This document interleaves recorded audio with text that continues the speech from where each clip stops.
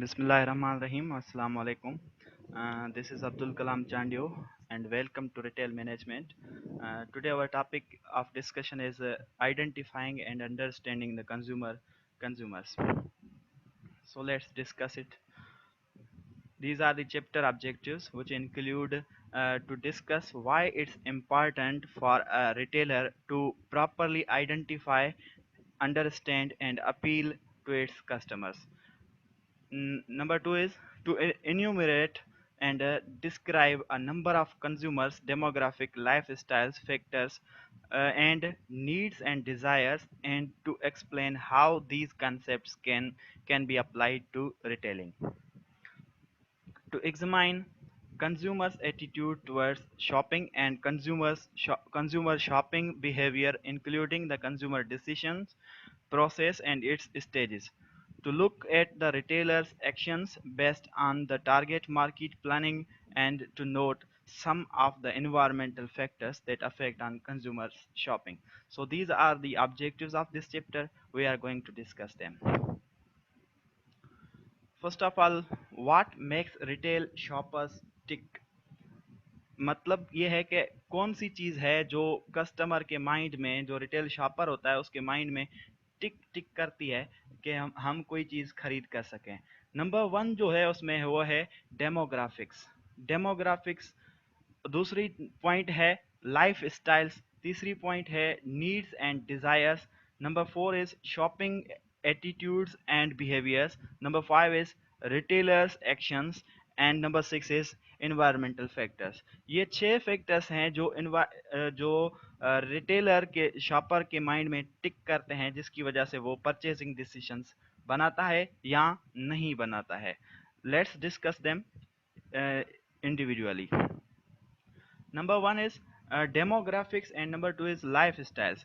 Demographics consumers data that is objective, quantified, easily identifiable and measurable. Demographic मतलब as response group, उसकी जो बाकी जो फैक्टर्स हैं जो डेमोग्राफी में आते हैं, वो सेक्स ग्रुप जो मेल है फीमेल है वो जो है उसके मुताबिक जो डेमोग्राफी उस पर असरअंदाज होती है। उसमें हम देखते हैं कंज्यूमर की डेटा हमारे पास पहले मौजूद होती है क्योंकि हमारे पास वो शॉपिंग करने आते हैं। एंड क्वांटिफाइबल, और वो डेटा जो है क्वांटिटीफाइबल में होनी चाहिए और इजीली आइडेंटिफाइबल, उसे आसानी से आइडेंटिफाई कर सके हम लोग। और मेजरेबल, देखें बेटा ये कुछ फैक्टर्स हैं डेमोग्राफिक फैक्टर्स जिसकी वजह से हम लोग क्या करते हैं, कुछ बाइंग डिसीजंस लेते हैं। For suppose take an example of a child. तो एक बच्चा होता है छोटा सा, वो कभी कभी लॉलीपॉप खरीदता है जब वो छोटा होता है। उसके बाद जब थोड़ा सा वो बड़ा हो जाता है तो उसका एज ग्रुप और ज़्यादा बड़ा हो जाता है, तो वो फिर क्या करता है, वो लॉलीपॉप नहीं खरीदता है, फिर वो चिप्स खरीदता है, स्नैक्स खरीदता है। उसके बाद अगर वो थोड़ा सा बड़ा हो जाता है तो फिर वो एप्पल्स वगैरह खरीदता है या फ्रूट्स वगैरह खरीदता है। उसके बाद जब वो शादीशुदा हो जाता है या बड़ा हो जाता है और मज़ीद बड़ा हो जाता है तो वो फिर अपने इस्तेमाल की चीज़ें जैसे कभी वो सब्ज़ी लेके आता है, कभी घर की कोई दूसरी चीज़ लेके आता है। तो ऐसे जो एज ग्रुप है वो असरअंदाज होता है शॉपिंग डिसीजंस पे। दूसरा है लाइफ स्टाइल्स भी असरअंदाज होते हैं। कैसे? ways in which consumers and families live and spend money। देखें, लाइफ स्टाइल जो है हर किसी का अलग अलग होता है। कुछ जो होते हैं गरीब लोग होते हैं तो उनका लाइफ स्टाइल अलग होता है। कुछ जो है मिडिल क्लास फैमिली से ताल्लुक़ रखते हैं तो उनका लाइफ स्टाइल का रहन सहन का तरीका अलग होता है। और कुछ हाई क्लास फैमिली से ताल्लुक़ रखते हैं और कुछ बिल्कुल पुअर होते हैं। देखें, जो हाई क्लास फैमिली से ताल्लुक़ रखते हैं तो उनकी जो गाड़ी होती है, उनको गाड़ी भी एसी वाली पसंद होती है। मिडिल क्लास जो होता है वो कहता है ठीक है, वो गुजारा कर लेता है, बिना एसी वाली गाड़ी भी चला लेता है। जबकि बिल्कुल पुअर पीपल्स होते हैं, उनके पास गाड़ी को अफोर्ड करने के लिए पैसे ही नहीं होते हैं, जबकि वो फिर क्या करते हैं, वो ऐसा कोई डिसीजन लेते ही नहीं है, यानी कि वो गाड़ी परचेस करते ही नहीं है। देखें तो ये लाइफ स्टाइल्स हैं, अगेन उनके कंज्यूमर प्रेफरेंस है। तो ऐसे ही आपके पास जब आप खरीदने जाते हो तो कुछ भी देखें, अगर आप होटल पे जाते हैं तो पुअर पर्सन जो होते हैं मोस्टली वो क्या करते हैं, जो मिनरल वाटर है वो अफोर्ड नहीं करते हैं, वो नलके का पानी जो आपका मिल जाता है होटल पे कन्वीनियंटली वो इस्तेमाल कर लेते हैं। जबकि वो हाई स्टाइल वाले जो आ जाते हैं तो वो पहले ही कहते हैं कि हमें जो है वो मिनरल वाटर की बोतल ला के दो, और उसके अलावा कोई पानी नहीं इस्तेमाल करते हैं। चलो अगर उसमें भी देखा जाए तो लाइफ स्टाइल ये है कि माने कि कुछ का लाइफ स्टाइल गरीबाना है और कुछ का अमीराना। तो हर एक की शॉपिंग की जो है स्ट्रेटजीज अलग अलग हैं, हर एक का माइंड सेट अलग अलग होता है, उसके मुताबिक वो क्या करते हैं शॉपिंग डिसीजंस करते हैं अपने।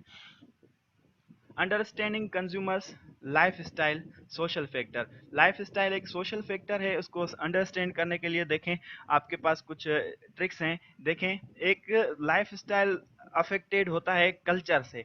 कल्चर अगर सिंधी कल्चर है तो सिंधी कल्चर के लोग जो है शलवार कमीज पहनते हैं, अगर पंजाबी कल्चर है तो वहाँ पे कुछ दूसरे किस्म के हैं, और अगर आप खैबर पख्तूनख्वा में चले जाएं तो वहाँ पे वो पिशावरी सैंडल वगैरह जो है पिशावर में ज़्यादा पहनी जाती है। तो ये कल्चर है, ये कल्चरल इफेक्ट्स हैं जो लाइफ स्टाइल को बनाते हैं। उसके बाद रेफरेंस ग्रुप, उसके रेफरेंस ग्रुप कौन कौन से हैं, किन किन लोगों के साथ वो उठता बैठता है, वो भी ज्यादा असरअंदाज होते हैं। फॉर सपोज किसी की एक गरीब बच्चा है भले, लेकिन उसका लाइफ स्टाइल बहुत अच्छा है, यानी कि उसके रहने सहने का तरीका बिल्कुल साफ सुथरे कपड़े पहनता है और अच्छे अच्छे उजरे खाने खाता है, और अच्छी अच्छी होटलों पे जाता है, शॉपिंग करने के लिए भी अच्छी जगहों पे जाता है। लेकिन वो कैसे होता है, बिकॉज ऑफ रेफरेंस ग्रुप, क्योंकि उसके जो रेफरेंस ग्रुप उसके साथ साथ दोस्त हैं जो उसको बातें करते हैं बताते हैं, वो रेफरेंस ग्रुप से असरअंदाज होकर वो बाइंग डिसीजंस करने जाता है। उसके बाद टाइम यूटिलाइजेशन। टाइम यूटिलाइजेशन भी लाइफ स्टाइल में आता है कि अगर गरीब लोग होते हैं तो उनके पास बहुत ज़्यादा टाइम होता है, वो मोस्टली टाइम स्पेंड करते हैं। कहीं पे भी जाते हैं शॉपिंग करने के लिए तो आधा घंटा तो वो बैठ बैठ के पहले वो हाल अहवाल पूछते हैं, एक दूसरे के साथ बातचीत करते हैं, फिर जो है वो शॉपिंग के बारे में बोलते हैं कि भाई हमें ये चीज़ चाहिए। आपने देखा होगा मोस्ट कॉमन होता है ये शॉपकीपर्स के पास जब जाते हैं तो आधे घंटे तक वो बैठ के कचहरी बचहरी करते हैं, गपशप लगाते हैं, उसके बाद जो है वो कोई चीज़ खरीदते हैं। ये टाइम यूटिलाइजेशन होती है गरीब पीपल्स की। मिडिल क्लास वाले भी ऐसा ही करते हैं, लेकिन जो हाई क्लास वाले होते हैं वो ऐसा नहीं करते हैं। उनके पास बिल्कुल टाइम कम होता है, वो बिजनेसमैन होते हैं मोस्टली। वो क्या करते हैं, आते हैं जस्ट अपनी गाड़ी से ही ऑर्डर करते हैं कि ये चीज़ हमें चाहिए, वहाँ पे फ़ौरन उनको डिलीवर की जाती है और फिर वो वहीं से ही कट मारते हैं, यानी कि अपने फिर डेस्टिनेशन की तरफ रवाना हो जाते हैं। तो उनके पास टाइम यूटिलाइजेशन का तरीकेकार अलग है। फैमिली लाइफ साइकिल भी है, देखें। फैमिली में आपके पास पेरेंट्स कैसे कैसे रहते हैं, वो भी आपके ऊपर लाइफ स्टाइल पे असरअंदाज करती है। देखें, फॉर सपोज आपके जो है शाहाना लाइफ है, फैमिली है, रॉयल फैमिली से बिलोंग करते हैं, तो ऑब्वियसली आपके जो करेक्टरिस्टिक्स हैं, लाइफ स्टाइल है, वो भी रॉयल होगा। अगर आप पुअर फैमिली से बिलोंग करते हैं, भले आपके अबू अम्मी जो है अभी वो ट्रेवल करके कहीं अच्छी जगह पे शिफ्ट हो गए हैं, लेकिन या उनको जॉब वगैरह मिल गई है, उनका लाइफ स्टाइल अभी बदल गया है, लेकिन उनमें वो कुछ करेक्टरिस्टिक्स वो पुअर फैमिली बैकग्राउंड वाले रह जाते हैं। उसकी वजह से आप क्या करते हैं, पुअर फैमिली लाइक जो मैंने सिचुएशंस होती हैं उसमें आप हैंडल करने की कोशिश करते हैं, यानी कि कम खर्चा करने की कोशिश करते हैं। मोस्टली जो पुअर पीपल्स होते हैं वो खर्चा बचाने की कोशिश करते हैं, जबकि अमीर जो लोग होते हैं वो ज़्यादा खर्च करते हैं। फॉर सपोज अगर खर्ची हो जाए, किसी खर्ची देनी हो, ईद ही देनी हो किसी को, तो जो पुअर पीपल हैं वो 100 रुपये देते हैं किसी बच्चे को, छोटे को।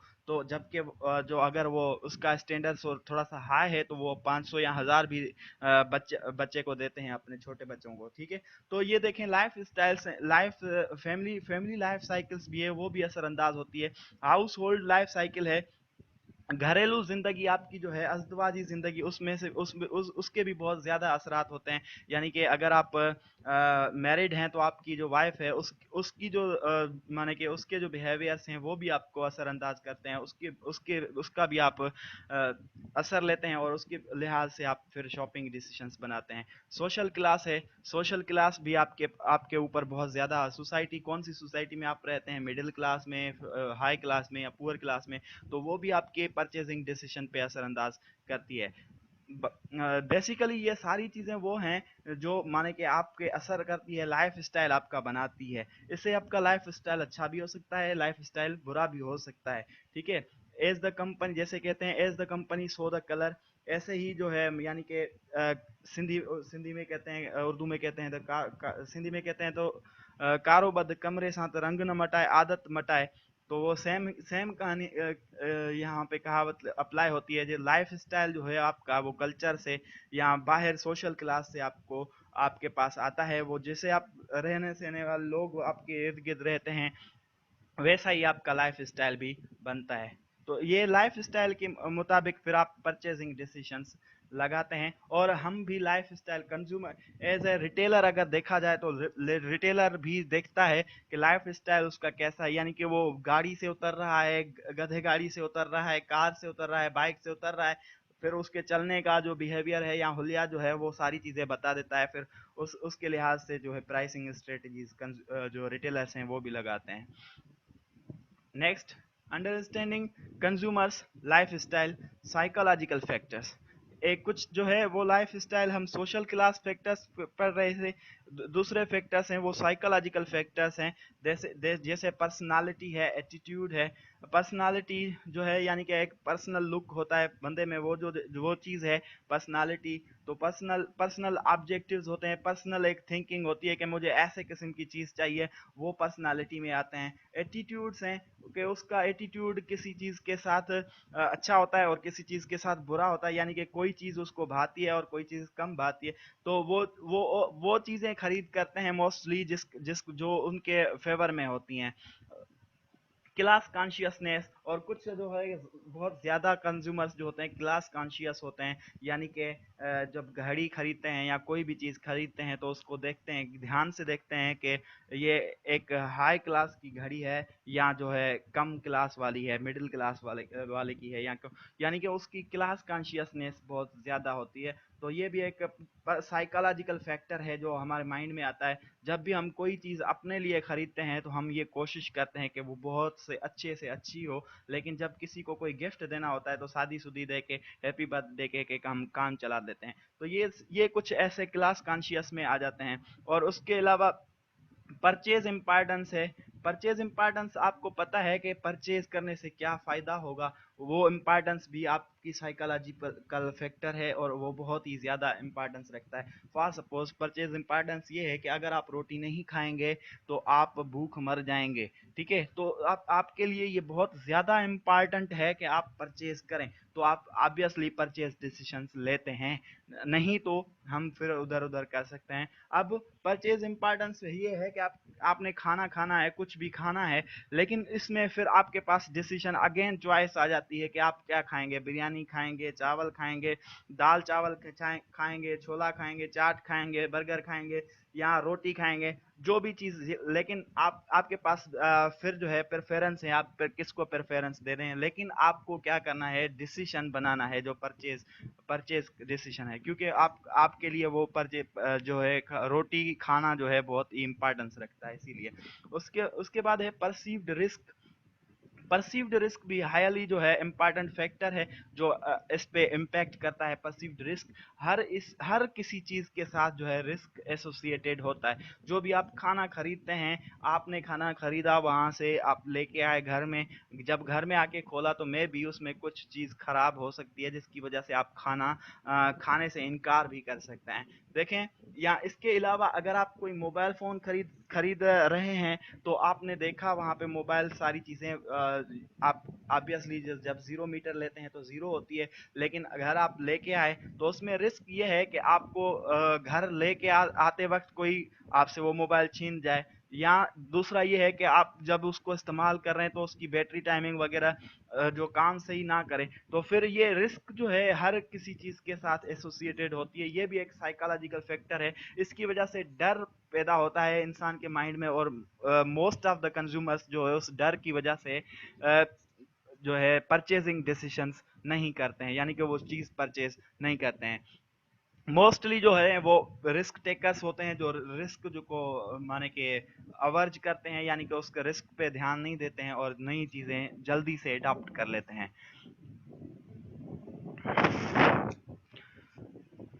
The impact of perceived risk on consumers. यहाँ पे हम परसीव्ड रिस्क के जो है इम्पैक्ट देखते हैं कंज्यूमर पे क्या है। देखें टाइप्स ऑफ परसीव्ड रिस्क कौन कौन सी हो सकती हैं। पहले फंक्शनल रिस्क, फंक्शन में जो चीज़ आप खरीद कर रहे हैं उसके फंक्शन में काम करने में कोई जो है मसला हो सकता है, ये एक रिस्क है। प्रोबेबिलिटी है कि वो काम सही करेगी या नहीं करेगी, ये कुछ पता नहीं है। और उसके अलावा फिजिकल रिस्क, यानी कि जो उसकी अपीयरेंस है, शेप है, वो में भी शेप खराब हो जाए। फर्स्ट सपोज आपने एक मोबाइल खरीद कर लिया, आपकी मोबाइल जो है वो फंक्शन कर रही है, प्रॉपर कर रही है, ठीक है, लेकिन उसमें एक फंक्शन फर्स्ट सपोज वाईफाई का नहीं चल रहा है, तो ये अगेन फंक्शनल रिस्क हो गई कि रिस्क था कि आपके पास ये फंक्शन करेगी या नहीं करेगी। उसके अलावा फिजिकल, आपके जो मोबाइल है वो बिल्कुल अच्छी सी थी, ये रिस्क है कि आपके स्मार्टफोन जो है हाथ से छूट जाएगी और उसकी स्क्रीन टूट जाएगी, या फिजिकल लॉस हो जाएगा। फाइनेंशियल, और उसके उसके साथ साथ अगर आपकी जो वो मोबाइल टूट गई है तो फाइनेंशियल लॉस भी आपको हो सकता है। उसके अलावा सोशल क्लास में अगर आप टूटी हुई मोबाइल लेके घूमेंगे तो आपके सारे दोस्त आपका मजाक उड़ाएंगे और कहेंगे कि आपका जो है आपका मोबाइल टूटा हुआ मोबाइल लेके घूम रहे हैं, फलां ये ढिमकाना, ये जो बातें हैं वो बनाएंगे ऑब्वियसली सोशल क्लास। जो आपकी फैमिली फ्रेंड्स वगैरह होंगे वो आप पे जो है वो मजाक आपका उड़ा सकते हैं टूटी हुई मोबाइल लेके जब आप घूमेंगे तो। उसके अलावा साइकोलॉजिकल फैक्टर्स हैं, बहुत सारे साइकोलॉजिकल फैक्टर्स हैं उसकी वजह से। जो आपके दोस्त वगैरह आपसे जब ऐसे बात करेंगे तो ऑब्वियसली आपकी साइकोलॉजी है, माइंड है, आपका मूड भी खराब हो जाएगा। और उसके अलावा फिर आपका जो टाइम है वो टाइम भी ज़ाया हो सकता है। ये सारे जो हैं फैक्टर्स हैं, रिस्क है कि आप रिस्क टेक करेंगे जब तब आपका जो है डिसीजंस बन सकेगा। अगर आपके ये सारी चीज़ें यानी कि ये एक प्रोबेबिलिटी है, ऐसा होगा नहीं, ऐसा हो सकता है, ये इसे हम क्या कहते हैं, risk, probability of happening a loss. या ऐसे के माने कि रिटर्न जो आप फायदा महसूस कर रहे हैं उसमें से थोड़ा सा कम हो जाए, ये जो होता है इसे हम क्या कहते हैं, रिस्क कहते हैं। तो ये टाइम, आपका टाइम ज़ाया हो गया, फॉर सपोज आपने, ये एक रिस्क है। या आप जाएंगे वहाँ पे तो आपका बहुत ज़्यादा टाइम कंज्यूम होगा, क्योंकि बाइंग डिसीजन करने में आपको बहुत ज़्यादा देर लगती है, इसीलिए आपका टाइम कंज्यूम होगा। उसके बाद है factors affecting the perceived risk. कौन से फैक्टर्स हैं जो अफेक्ट करते हैं परसीव्ड रिस्क, रिस्क के ये जो फैक्टर, इन पे कौन कौन सी चीज़ें असरअंदाज होती हैं। प्रोडक्ट और रिटेलर न्यूज़ेस, प्रोडक्ट या रिटेलर की न्यूज़ जो है वो बहुत ज़्यादा अफेक्ट करती है कि आप चीज़ खरीदें या ना खरीदें, या आपके माइंड में जो रिस्क का जो फंक्शन है उसको बढ़ा भी सकती है और कम भी कर सकती है। फॉर सपोज आपने किसी किसी दोस्त से सुना कि आपने ओप्पो मोबाइल अगर लेंगे तो अ, उसमें जो है बहुत सारी फीचर्स हैं, बहुत सारी खासियतें हैं और सस्ती भी है। और उसके अलावा उसका जो कैमरा है वो आउटस्टैंडिंग है, उसमें जो बहुत सारी अच्छी पिक्चर्स बनती हैं। तो आप जो है ऑब्वियसली मोटिवेट हो जाएंगे और आपकी जो रिस्क माइंड में था वो आपका रिस्क कम हो जाएगा और आप बाइंग डिसीजंस लेते हैं। जबकि उसके उलट अगर कोई भी दोस्त आपका उसके बारे में, प्रोडक्ट के बारे में या रिटेलर के बारे में जो है आपको गलत न्यूज़ देता है, कि नेगेटिव न्यूज़ देता है, तो ऑब्वियसली आप स्विच करते हैं, वो चीज़ परचेज नहीं करते हैं। दूसरा है consumers budget. Consumers budget is the main problem. Problem ये है कि अगर आपके पास बजट नहीं है ओप्पो मोबाइल को ख़रीद करने की, तो ऑब्वियसली आप बजट परचेज नहीं करेंगे और सारी चीज़ें कोई भी बहाना करके टाल देंगे, यानी कि चले जाएंगे वहाँ से। लेवल ऑफ कंज्यूमर्स एक्सपीरियंस, उसके अलावा अगर आप रेगुलर कस्टमर हैं, उस चीज़ को यूज़ करते हैं, तो लेवल ऑफ कंज्यूमर्स एक्सपीरियंस के मुताबिक आप जो है वो बाइंग डिसीजंस करते हैं। फॉर सपोज अगर आपको कोई चीज़ अच्छी नहीं लगती है तो ऑब्वियसली आप वो चीज़ नहीं खरीदेंगे, दूसरी कोई चीज़ खरीदेंगे। फॉर सपोज आपको पता है अगर तो पानी पानी की बॉटल खरीदनी है और आप उसके लिए एक्वाफिना को नहीं चूज़ करते हैं बल्कि नेस्ले को चूज़ करते हैं, क्योंकि आप कंटिन्यूअसली नेस्ले लेते रहते हैं, तो उसके नेस्ले के साथ आपका जो एक्सपीरियंस है वो बहुत अच्छा रहा है, इसीलिए आप क्या करते हैं, नेस्ले ही चूज करते हैं। तो उसके उसके अलावा जब भी आप खरीदेंगे तो लेवल ऑफ कंज्यूमर के एक्सपीरियंस, आपका एक्सपीरियंस बहुत अच्छा रहा है उसके साथ, तो आप फिर से दोबारा क्या करेंगे, नेस्ले को ही चूज करेंगे। नंबर ऑफ अल्टरनेटिव्स, अल्टरनेटिव्स आपके पास बहुत ज़्यादा होते हैं, तो उसके लिए आप ऑब्वियसली आप कंफ्यूज हो जाते हैं फिर कि आप डिसीजंस कैसे लें। तो उसमें भी आपके पास रिस्क अवर्जन जो रिस्क परसीव्ड बढ़ जाती है। देखें, आपके पास ओप्पो मोबाइल तो है, ओप्पो मोबाइल के 3-4 अब जो है सेट पड़े हुए हैं, आपको पता नहीं है कौन सा अच्छा है या कौन सा आपको खरीदना चाहिए, उनके मुताबिक आप फिर डिसीजन करते हैं। जबकि सेम प्राइस में आपको जो है first suppose Samsung mobile same price मिल रहा है, Oppo mobile, Huawei mobile, Tecno mobile, ये सारी चीज़ें इनकी जो है कीमत एक ही है। तो अगेन आपके पास जो माइंड में डिसीजन मेकिंग जो है वो बहुत ही मुश्किल हो जाता है। अल्टरनेटिव्स में से एक किसी को सिलेक्ट करना वो बहुत मुश्किल डिसीजन हो जाता है, और इसमें आप अगेन कैलकुलेट करते हैं रिस्क को, फिर जो है आप डिसीजंस लेते हैं। सोशल विजिबिलिटी, सोसाइटी में वो कैसा कैसा लगेगा आपकी चीज़ जो आप खरीद रहे हैं, वो भी बहुत इंपॉर्टेंस रखती है। अमाउंट ऑफ इंफॉर्मेशन अवेलेबल, कितना अमाउंट ऑफ इंफॉर्मेशन आपके पास अवेलेबल है उस चीज़ को खरीद करने के लिए। यानी कि आप जब भी कोई चीज़ खरीदने जाते हैं, जब भी मोबाइल खरीदने जाते हैं, तो आप अपने दोस्तों से रिश्तेदारों से पूछते हैं कि कौन सी मोबाइल लेनी चाहिए, कितने पैसों कैसे पैसों में मिलती है, और ये सारी इन्फॉर्मेशन आप कलेक्ट करके उसमें कौन कौन से फीचर्स देखने चाहिए, ये सारी इन्फॉर्मेशन कलेक्ट करके उसके बाद जो है आप डिसीशंस लेते हैं purchasing. Time available to shop, और आपके पास कितना टाइम है, क्या आपके पास मैक्सिमम टाइम है जब आप वो खरीदने जाएंगे तो आपके पास टाइम होगा। यहाँ ऐसा तो नहीं होगा कि आप जब शॉप पे पहुंचेंगे और आपकी क्लास का टाइम हो रहा होगा, 5 मिनट होंगे, आप फिर भागम दौड़ में लगे होंगे, तो आपके पास मसला होगा अगेन दोबारा।